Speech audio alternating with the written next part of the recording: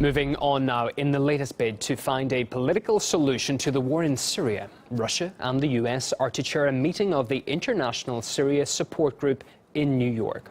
Ahead of the gathering, Russian Foreign Minister Sergey Lavrov and US Secretary of State John Kerry met overnight.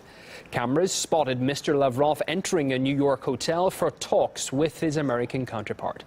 The meeting was held behind closed doors, and nothing as yet is known of the outcome.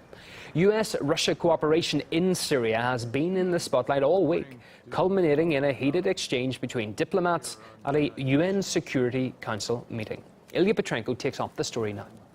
Tension was visible and clear just ahead of the UN Security Council session on the Middle East. I didn't see a single smile on the faces of both of them as the top diplomats walked by me a couple of times today. Then inside the UN Security Council chamber, there were two speeches, clearly one against another.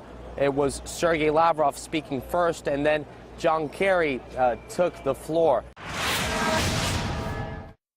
The coalition airstrikes against government forces in Deir ez-Zor on September the 16th were a blatant violation of the ceasefire. Moreover, right after these strikes, Islamic State started their offensive against government forces. Yes, the coalition did hit people on Saturday. We did. A terrible accident. And within moments of it happening, we acknowledged it. We should refrain from emotions and not rush to make comment. We should carry out an investigation thoroughly and professionally. I listened to my colleague from Russia, and I sort of felt a little bit like we're sort of in a parallel universe here. The key priority is to separate opposition forces from ISIL and Jabhat al-Nusra terrorists. It's very hard to separate people when they are being bombed indiscriminately.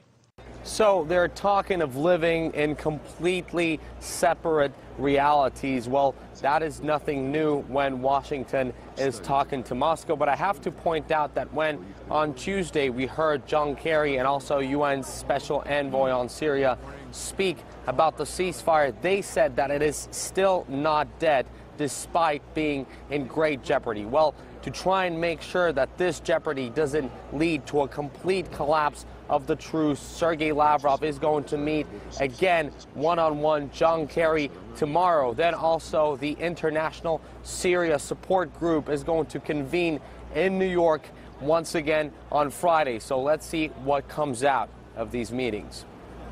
Well, Ilya managed to speak with the NATO Secretary General and asked for his views on the convoy bombing. Jens Stoltenberg said it's too early to draw conclusions. I will not speculate about that. It's important to get the facts and to find out how this could happen, but I will not speculate. But Mr. Kerry called it facts, you know, when he was addressing the UN Security Council. But that's not for me to go into. Thank you. Thank you so much. Well, the NATO Secretary General's viewpoint was in stark contrast to that of John Kerry's. RT's Murat Gazdi have got to fact-checking the Secretary of State's allegations. John Kerry has a reputation as one of the more reasonable voices in American politics. He's careful, thorough, not a rash person. This time around, though, he was a little more relaxed with the facts. And just think about what happened in the last couple of days. First, President Putin's press secretary, Dmitry Peskov, claims that the attack on the humanitarian convoy was somehow a necessary response to an alleged offensive by al-Nusra elsewhere in the country. That's the first claim.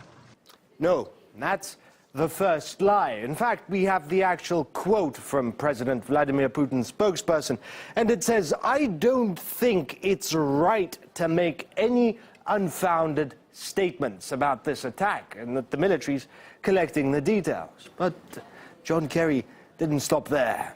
Then we heard a completely different story. The Defense Ministry said that the aid convoy had been accompanied by militants in a pickup truck with a mortar. We've seen no evidence of that. It's right there.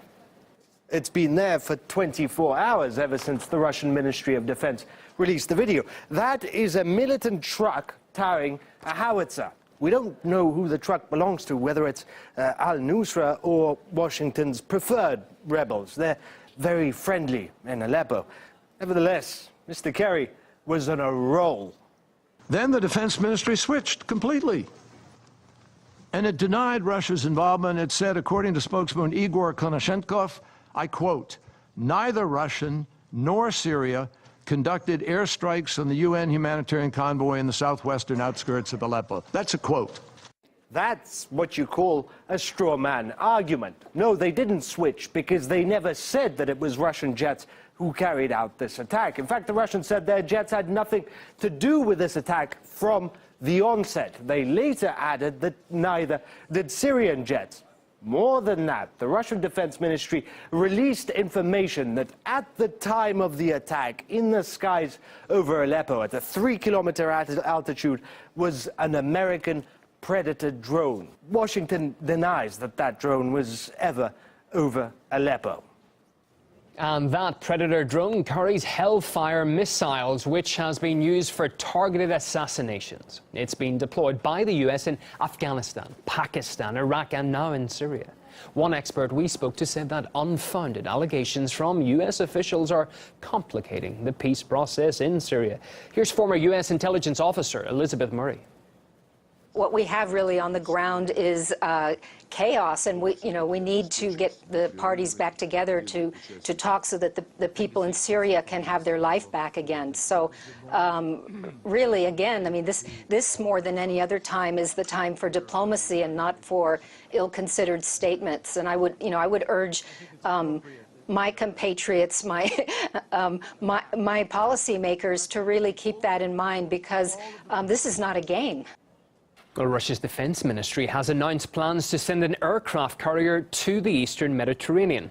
The Admiral Kuznetsov will join Russia's naval group off the coast of Syria in anti-terror missions. The vessel can carry more than 50 aircraft at a time and will be used to transport fighter jets and helicopters. It's also armed with anti-ship cruise missiles. Its mission in the region is expected to last up to 5 months.